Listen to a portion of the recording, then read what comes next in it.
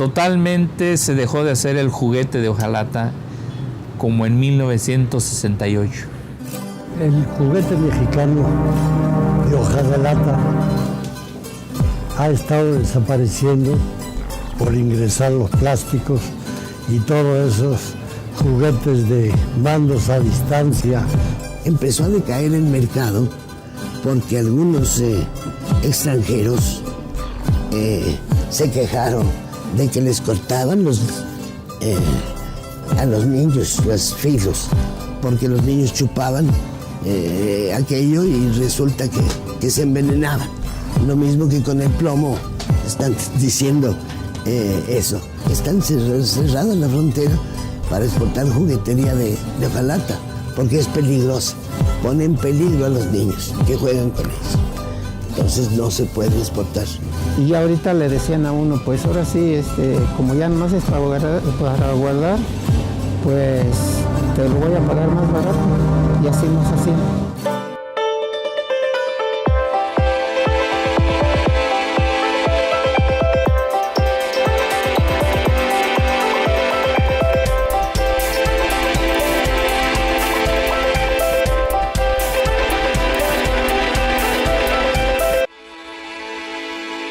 Soy sobrino del señor Alfonso Suárez Hernández. ¿Qué le puedo decir? Que era un extraordinario hombre creativo y muy hábil. Tenía unas manos, yo le decía que tenía manos de seda, porque trabajaba con una finura las cosas, pero no era solamente eso, era la finura interior. O sea, todo lo que él entregaba de sí mismo en una piececita que costaba 20 centavos. Que fue el que hizo todas estas piezas. Él ya traía la herencia también de sus padres, creo. Él era originario de Querétaro, pero ellos se trasladaron a Guanajuato y aquí siguieron con esto de la tradición del juguete de hojalata y hacer también trabajo de hojalata como era antiguamente. Entonces estamos hablando como del 55 en adelante, que yo recuerdo bien. Por ejemplo, yo soy de 1946. Entonces, estando yo chico, aprendí a hacer el juguete con él. Desde los 10 años, por ahí así, aproximadamente, yo ya iba a tomar la herramienta, a tratar de ayudarles en cortar algo, en hacer todo este juguete. Desde niño, bueno, él ya era un muchacho de 14 o 15 años y tenía mucha habilidad. Ahora tiene ya hijos de más de 20 y le está enseñando a ellos. Él es, para mí, un artesano de primerísima, porque se le da un dibujo y puede hacerlo al tamaño que se le dio, 3 veces, 5 veces la mitad.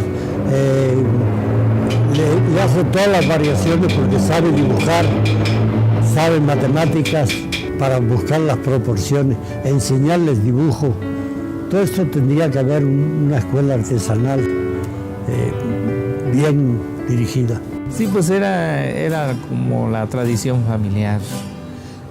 Se vivía en aquellos tiempos de este trabajo.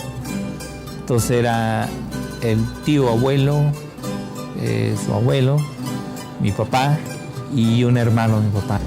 Entonces, pues ellos no hacían otra cosa, solamente todo esto de la juguetería de hojalata. Entonces, era ya como una tradición en ellos hacerlo. Entonces, se dedicaban completamente a hacer este trabajo. Y esto era lo que hacían ellos, toda la juguetería. Yo al verlos, cuando miraban cómo cortaban ellos todo su molde de los juguetes, todo, obviamente yo también tomaba las tijeras y les ayudaba a cortarlos, después a armarlos. Fue como lo aprendí, viéndolos nada más ahí y ayudándolos. Y de ahí fui tomando yo también un poco de imaginación para también ir tratando de hacer otras cosas, no nada más la troca y el carrito y el trenecito, sino toda la variedad que había de hacer, porque era bastante cantidad, por lo que están viendo. La calidad sigue siendo la misma. Lo que yo creo que ha cambiado es el tiempo, que ya no se hace el juguete de hojalata. Al menos que yo sepa ahorita, creo que ya se produce en poquísimas cantidades y en alguna parte como Celaya, por ejemplo, que es donde también hacían bastante juguete. Yo pienso, mi opinión es de que en ese trayecto del 1950 hasta 1970 todavía esto era una bastante producción.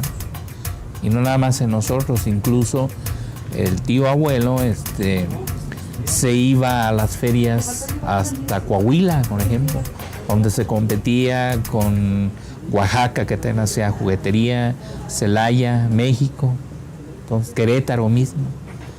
Entonces todavía era en los momentos cúspides de que existía bastante juguete, variedad de juguetes. El juguete de madera, el juguete de cartón, el de la lámina, todos se reunían en un sitio como un tianguis, que les llamaban antes, y se hacía la venta de toda la juguetería. Bueno, yo jugaba bastante con el trompo a veces, jugaba con el valero. En lo de cuestión de esto, de la hojalata, en una ocasión a mí me llamó la atención hacer una lancha de hojalata y echarla a funcionar. Entonces, hice una pequeña, aproximadamente unos 15-20 centímetros, y le puse su depósito de agua, que le ponía una pequeña vela que le daba fuego. En ese depósito de agua los tubitos salían por abajo para que estuvieran sumergidos en el agua, y con el calentamiento se hacía vapor y ese vapor impulsaba la lanchita de hojalata. Eso era lo que yo me entretenía bastante. Entonces, como no era muy cotidiano que se hacía dentro de todo esto de la hojalata, pues la gente al mirarla pues le encantaba, le gustaba, y miraban quién la había hecho. No, pues yo mismo las hacía, me la compraban. Entonces yo hacía otra y otra y otra, y fue del modo que se fue haciendo también cotidiano en el juguete de la hojalata, y eso era con lo que yo jugaba bastante. El juguete más demandado era este trenecito con sus vagones, la troquita, el carrito, el avión. Se hacía en 3 tamaños, tamaño grande, uno más mediano y uno pequeñito. En esta pieza, que se hacía bastantes cantidades en la temporada de Semana Santa, se le incrustaba un juguetito como el avioncito, la tacita, el botecito, todo encima de esta pieza que giraba y hacía el ruido. Las niñas les llamaba mucho la atención las piezas de jugar, obviamente de mujeres, ¿no? Las piezas como esto de las sartenes, el fogoncito, las cazuelitas, la báscula, todo piezas como el roperito, el juego de sala, y con sus muñequitas de trapo se complementaban para poder jugar todo con el juguetito de hojalata. Cuando niño yo jugaba a hacer mis juguetes, como muchos niños. Jugábamos con las tapas de los refrescos, las corcholatas. En ese tiempo eran de lata y tenían un corcho. Y con ellas se podían hacer ferrocarriles, construcciones diferentes, ¿no? Los niños ya nunca hacen un juguete ellos mismos, no saben jugar ya a lo que antiguamente se jugaban, las canicas, el trompo, el aro del patín. Ahora es el avión que vuela con mando a distancia y la maquinita. Para Navidad se vendía mucho este juguete. Era este pitito de agua y una pandereta que se hacía. En la época de Semana Santa era este producto, era la matraca para hacer ruido, que no entiendo por qué querían que hiciera ruido si es temporada de silencio. pero eso era muy normal en ese tiempo. Febrero era una época en que se hacía bastante toda la pieza chica, como el silbato, el reguilete, era esto, toda la pieza chica, el recogedor, el sedazo, todo esto. Para septiembre se hacía la corneta, era la que pitaba bastante para hacer el ruido que era normal en los días de septiembre, de grito de dolores, todo eso. Pues ya bastantes piezas tienen su época. Julio, agosto, que se jugaba bastante con el trompo, se dejaba caer, se aventaba, se dejaba caer, y eso, como tiene unas perforaciones en los lados, produce un zumbido, ¿okay? Que de cuál era, iba de acuerdo con la temporada que se usaba jugar con el trompo. Yo todavía en los años 60, 70, aún llegué a ver niños jugando con juguetes de hojalata y madera. Obviamente empezaba ya en esos años a interferir ya el juguete de plástico entre los 60 y 70, pero aún así todavía el juguete de madera y hojalata era bastante la cantidad, que aún no lo derribaba el juguete de plástico. Al llegar a los tianguis donde cada quien ponía sus productos a vender, pues ya se miraban los demás puestos que tenían ya varios juguetes de plástico. Entonces pues empezó a introducirse dentro del juguete de la hojalata. Entonces ahí fue ya para hacer la competición plástico y hojalata. Entonces ya los niños, al ver diferencias ya en el plástico y en la hojalata, pues fueron tomando poco a poco también el plástico y olvidando un poco ya lo de madera, hojalata, cartón, todo eso. Un carrito como este, que nosotros dábamos en $1.50, en plástico costaba $1. Como era más, también tenían sus deficiencias, porque si comparábamos un carrito de plástico de aquellos años con pues no tenía el muñequito de adentro, no tenía bien hechas las rueditas, era el plástico solamente negro con algunos colores. Entonces creo yo que era más económico. Entonces, y de ahí también empezó a verse, yo creo, por el lado de la economía. Si costaba $1.50 y aquel costaba $1, pues mucha gente se iba por el del peso, ¿no? También viendo más que nada la economía de los gastos. La hojalata siempre ha sido hojalata, antes, hoy y después seguirá siendo hojalata. Yo incluso sigo haciendo trabajo de hojalata, y la hojalata es exactamente la misma. Entonces no hay ninguna variante de que haya sido por mala calidad o no. Se fue dejando de lado y empezó más fuerte todavía a entrar más juguete en plástico. Entonces fueron mejorando muchísimo, haciendo cosas mejores y desplazando poco a poco la hojalata. Eso fue más que nada lo que pasó. Totalmente se dejó de hacer el juguete de hojalata como en 1968. Ya por ahí en ese año ya prácticamente ya casi no se producía, porque ya para esos años ya producíamos mucho más trabajo de farol que hojalata. El cambio también lo dimos porque vimos la mejoría en la producción de hacer cantidad de faroles, que obviamente eran mejor pagados que hacer juguetería. Y de ahí también fue cuando ya se empezó a desplazar el juguete, lo fuimos dejando de lado. Ya ellos eran remitentes, mandaban el juguete a otros lados, no solamente el juguete de lámina, sino de cartón, de madera y de muchas cosas. Entonces pasaba este mes de enero y ya ahorita le decían a uno, pues ahora sí, como ya nomás es para guardar, pues te lo voy a pagar más barato, y así nos hacían. Al artesano no se le sabe pagar. Desgraciadamente, hasta ahora la política gubernamental en cuanto a apoyo al artesano no existe.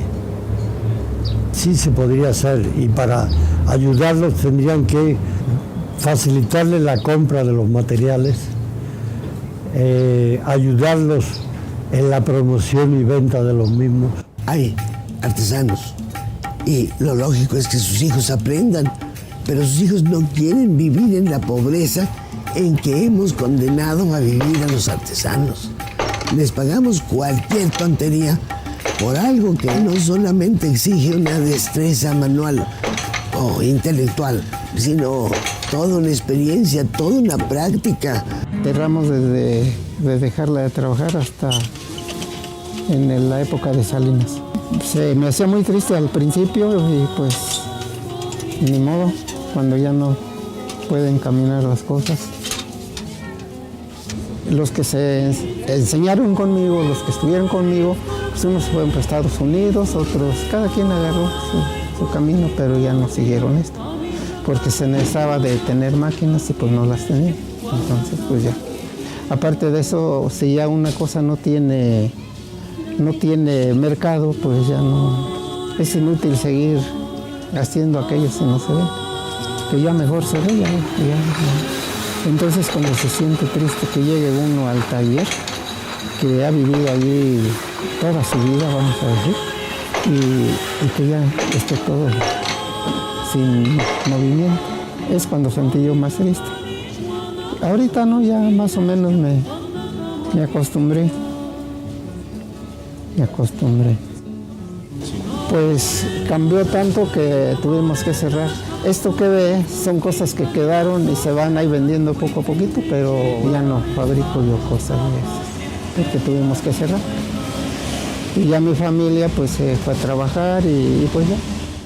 Bastante gente, incluso yo le he comentado de la señora Teresa Pomar, investigadora del arte popular, que ella quería volver a sacar alguna colección de esto para volver a que los niños vieran otra vez lo que era el juguete de la hojalata. Pero pues ella nada más a lo que creo que se refería era a mostrarlos. Esto sería más bien volver a introducir en el mercado el juguete de la hojalata, a ver qué opción tendría la gente ahora del juguete nuevo que hay ahora con el juguete de la hojalata otra vez. Eso es lo que tendríamos que ver. Pues yo le recomendaría a los niños y mayormente a los papás, ¿verdad?, que buscaran todo el juguete que es netamente de aquí del país, los que les pueden desarrollar su mente, la imaginación. Entonces, más que nada eso le recomendaría a los papás que busquen el juguete del país para que no pierdan en primer lugar la tradición y enseguida que los niños jueguen con los juguetes y no que el juguete juegue con los niños. Y siguen haciéndola. Lo que pasa es que no hay distribución, no hay estímulo económico para los artistas, para los creadores, no hay una ley que los proteja, dejan la vista en hacer cosas y dejan la salud en hacer cosas, pero no tienen ninguna compensación, no hay seguro social para ellos, que los proteja. ¿Quién les da los anteojos? Yo pienso que si hiciéramos así algunas producciones de toda esta juguetería y mostrarla otra vez, no sé, ponerla en museos, ponerla en diferentes partes, hacer colecciones y mostrárselas a la gente, sobre todo a los niños, que son los interesados en los juguetes, tal vez al verlos volvieran a interesarles el juguete de hojalata. Se ha implantado ya un curso de jugueterías para la gente que esté interesada en venir a aprenderlo. Aquí lo básico es que tenemos todos los juguetes, del cual el que quieran aprender a hacerlo, pues sería muy bueno, y creo que esa sería otra opción para que volvieran otra vez a ver toda la juguetería en hojalata. Vamos a hacer alguna colección y tener otra vez toda la referencia de lo que es cada uno de estos juguetes, volver a producir y podérselas enseñar no nada más a mis hijos, sino pues a las personas que deseen aprender también. Con este proyecto del museo de hacer taller de juguete en Ojalata, entonces vamos a ver cómo nos va en esto. En esta época actual tal vez se multiplicaría 10 veces por el tiempo que ha pasado, costos que se han elevado en material, y pues aproximadamente así serían, más que nada por eso. Ahí es donde el gobierno tendría que decir, compra los 500 kilos y le vendo los 10 al precio que me costó. Es más, se lo fío y cuando lo venda que me pague. Estas son las ayudas que tienen que hacer con el artesano, aparte de difundir fuera y poner tiendas, pero bien hechas y con artesanías y al precio justo para que se pueda vender. Se puede y se debe hacer cooperativas, pero hay que enseñarles cómo manejar la cooperativa. En Chiapas están trabajando bien, hacen cooperativas en una forma, porque ahí no trabajan en una fábrica. Ahí cada quien se lleva su tarea a su casa y cuando la tiene terminada la lleva al sitio, le pagan la pieza, todo o parte, y cuando se termina de vender al precio que sube más de lo que le pagaron, le pagan. Hay una cooperativa de la cual compramos nosotros, que son 700 señoras. Hacer cooperativas ayudado por el gobierno y mandar a alguien que les enseñe, no que los explote. Pues ojalá y se volviera otra vez a regresar los tiempos para poder jugar con el juguete de Ojalata. Yo sé que no va a ser, que no es posible, pero qué bueno sería que algún niño volviera otra vez a tomar el juguete, jugar con él, con alegría como se hacía antes. Yo me he fijado ahora en los tiempos modernos, hay otro tipo de juguete ya muy moderno, muy sofisticado. Entonces, a comparación con el juguete de Ojalata, pues tal vez sea para ellos una novedad y que volvieran a jugar como antes con el juguete de Ojalata.